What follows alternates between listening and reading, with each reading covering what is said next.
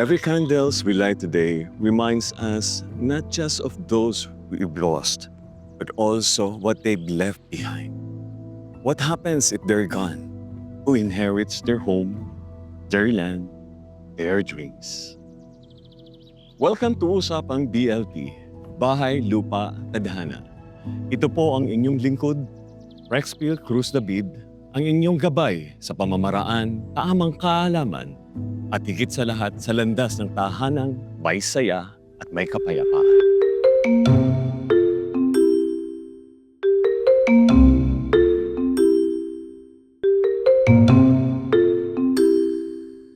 Minsan, nagsisindi tayo ng kandila para sa ating mga minamahal sa buhay na namayapa na. Kadalasan, mayroon silang mga properties na naiiwan. Sino ba talaga ang tagapagmana nung mga properties na naiwan ng ating mga mahal sa buhay? So in this episode, we'll be discussing what's the meaning of estate, the inheritance, and kung paano natin hahati-hatiin yung mga properties o yung estate. So first, let's discuss first anong ibig sabihin ng estate. Yung estate, actually, ito yung mga properties na naiwan. Kung may nabili silang bahay at lupa, isa yun sa mga properties na sinasabi natin. Kung meron silang kumpanya, meron niyang mga stocks, no?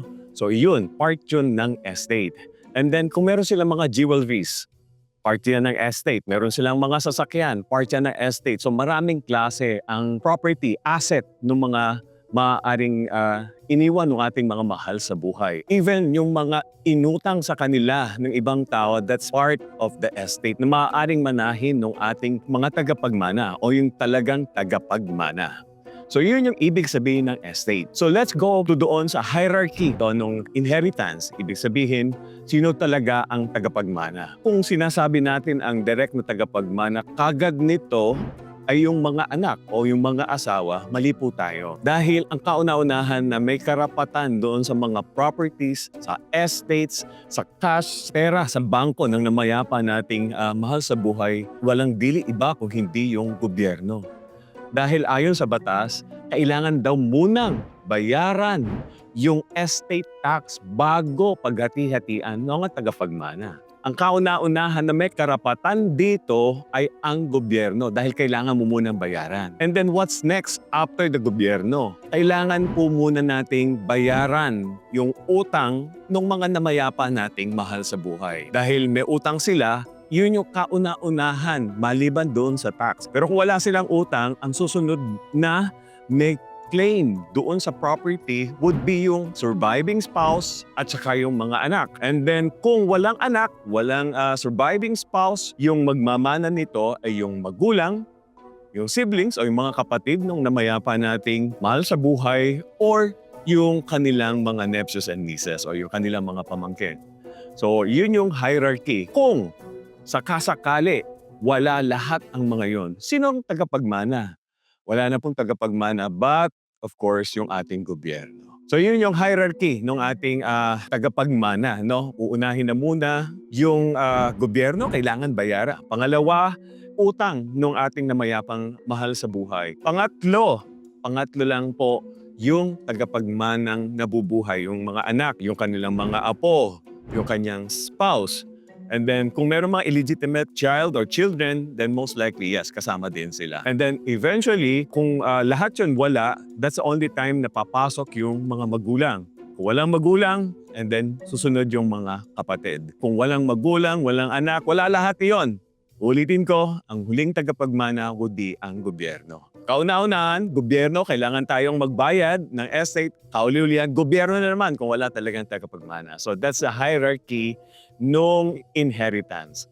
Assuming meron na property, may asset, may sasakyan, may jewelries na naiwan, paano naman nating hahati-hatiin to? So ito naman yung tinatawag na will at saka yung extrajudicial settlement. Pagka merong will, ibig sabihin last will and testament. Bago na mayapa yung mahal natin sa buhay, meron na siyang iniwan kung paano papartihin yung property na iiwan niya sa kanyang mga mahal sa buhay. Again, may batas dito. Mas nakakaalam yung abogado kung pwede natin tanungin. But basically, ang nakikita ko dito is 50% hindi niya po pwedeng hindi ibigay kagad yon sa kanyang mga mahal sa buhay kung meron siyang share na gustong ibigay maliban doon sa kanyang tagapagmana niya. That's the only time. That's one of the conditions na maaaring mangyari. Assuming tama yung will na nakalagay doon sa last will and testament ng ating namayapa. And then that's the time na identify natin kung kanino mapupunta yung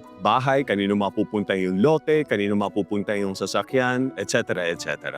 Let's go back to doon sa second option.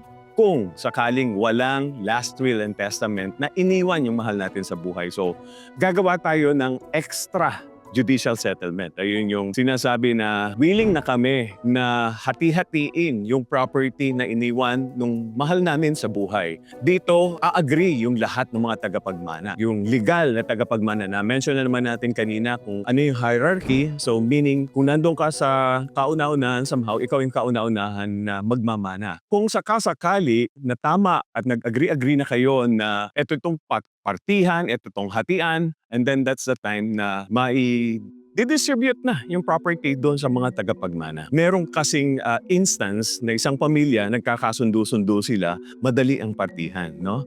Meron namang pamilya talagang hindi sila nagkakasundo-sundo. Ibig sabihin, gusto mas malaki yung makuha nitong isa dahil sobrang laki nitong mamanahin nila, and then yung iba, sobrang liit ng makukuha. Kung hindi nagkakasundo-sundo yung mga mahal sa buhay na naiwan nung namayapa, and then sinesettle to sa korte. Yun yung kinakailangan, ma-identify mo yung value ng asset, and then kung papaano hahati-hatiin, that's the time na yung judge natin ang mag-identify kung papaano i-distribute yung property na minana. So, yun yung isa sa mga possible na scenario na maaaring mangyari doon sa property na iniwan ng mahal natin sa buhay. Pero, kanina inisip natin, nag-iwan na ng property yung ating mahal sa buhay. But somehow, kailangan bang mawala ito o masira yung legacy, masira yung property na iniwan niya? I think dapat hindi. Binigyan na tayo ng pagkakataon na magkaroon ng property nung namayapa nating mahal sa buhay. Sana yung pagkakasundo-sundo sa pamilya, i-priority natin. Kung meron tayong hindi pagkakauna-unawaan doon sa partihan, siguro kailangan natin express yung pagmamahal sa bawat isa. Dahil sa tingin ko, ito lang yung magiging way para at least magkasundo-sundo. Pero at the end of the day, sana wag dumating yung point na hindi tayo magkakasundo-sundo. At the end of the day, yung iniwan ng mahal natin sa buhay, ito yung maging dahilan kung paano tayo magkaroon ng magandang relationship. Yun lamang po at again, na-discuss natin yung ibig sabihin ng estate, na-discuss na rin natin yung ibig sabihin ng hierarchy ng inheritance, and then na-discuss na natin kung paano natin hati-hatiin. Ano? So sana meron kayong nakuha, meron kayong napulat dito sa ating usapang BLT, Bahay, Lupa at Tadhana. Sana sa susunod na episode, makita ko pa rin kayo.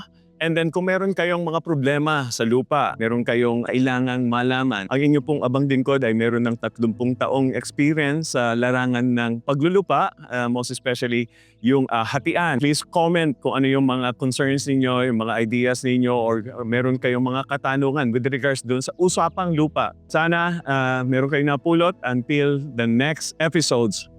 Love you guys. At ito ang usapang BLT, Bahay, Lupa, Tadhana. Once again, ito po ang inyong lingkod, Engineer Rexpil Cruz David. Dito tinuturuan natin ang ating mga buyers or ang ating mga viewers upang magkaroon ng idea, pamamaraan, tamang kaalaman sa pag-acquire ng property sa landas na tadhanang may kasayahan at may kapayapaan.